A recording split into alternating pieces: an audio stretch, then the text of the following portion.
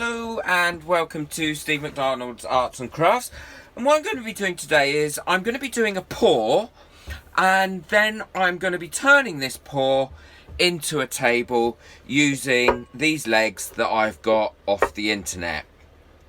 And what I will do is I will put the links to the legs and everything in the description of this video. Prep this piece of plywood, and it is a piece of plywood that I had cut that's exactly the same as this.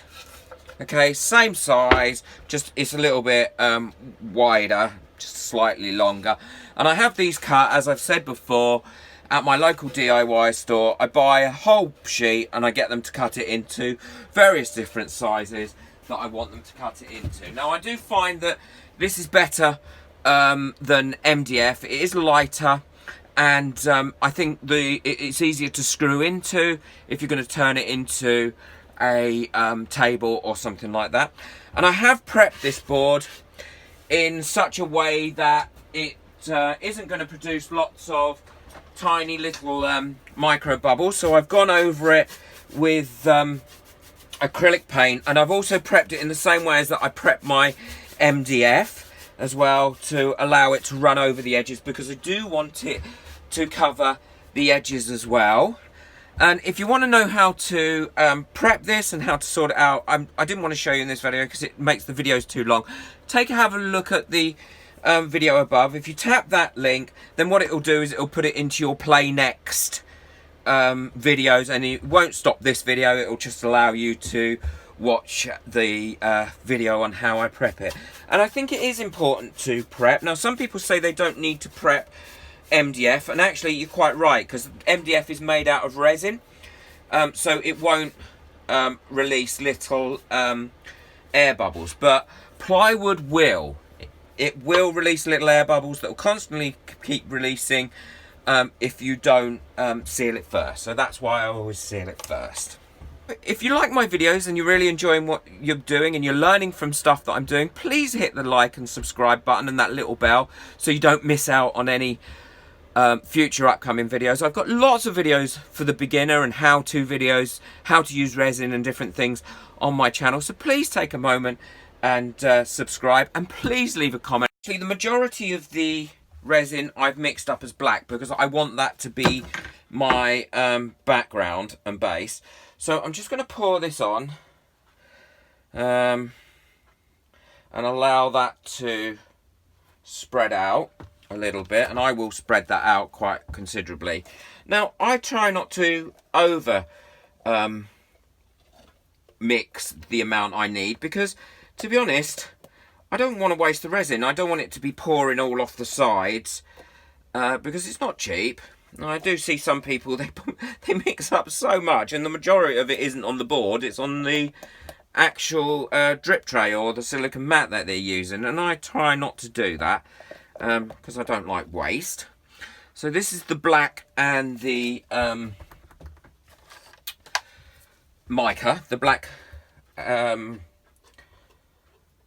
pigment and the mica mixed in with the resin, and I'm just going to spread this out using this silicone brush. Again, I will put the link to the silicone brush and what I'm using in the comments, in the description of this video. Now I'm making sure the black goes down the sides as well, because I have painted the sides of this board, and I do want the resin to run down those sides, and I've prepped the board to allow that to happen more naturally as well, rather than if you were going to just let it leave it as it was. And now I'm going to pour the gold over it. And again, I want to use all the gold. And this isn't going to be the final pattern, so it doesn't really matter where it goes, as long as it's kind of over it evenly. And you'll see why in a second. You'll see what I'm going to do to it. Okay, so that's the gold. And then the white, I haven't mixed up as much white either, because I always feel that I don't want the white to overpower what I have there.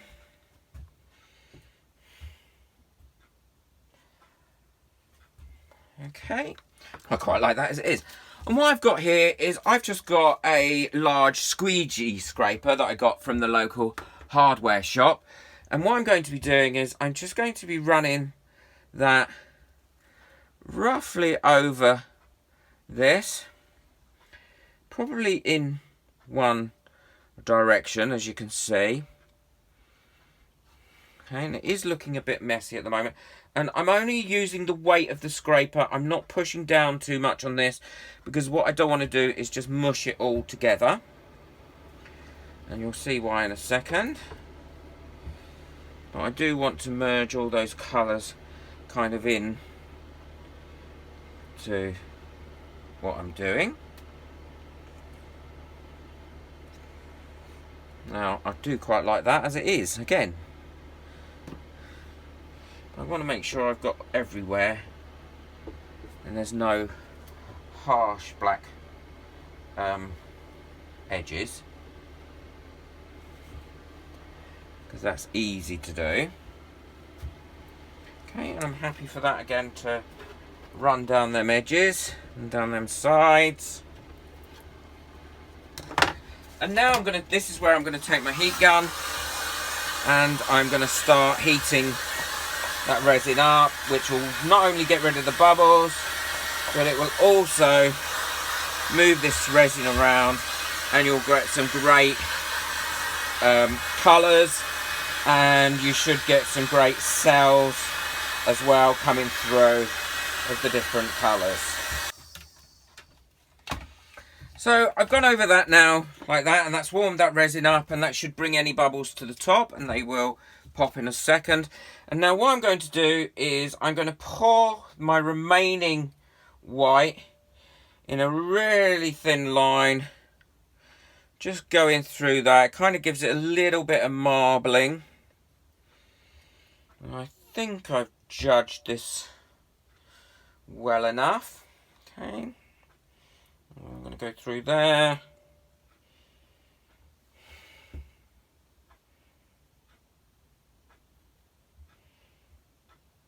Okay.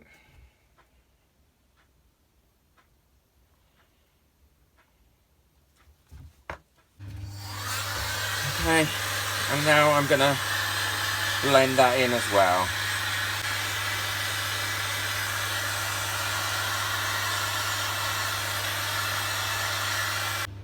Okay, so what we've got now is we've got that covered, all the edges are covered as well, and because I've put that thin line of white in there, it actually looks like, to me, it looks like a marbled finish.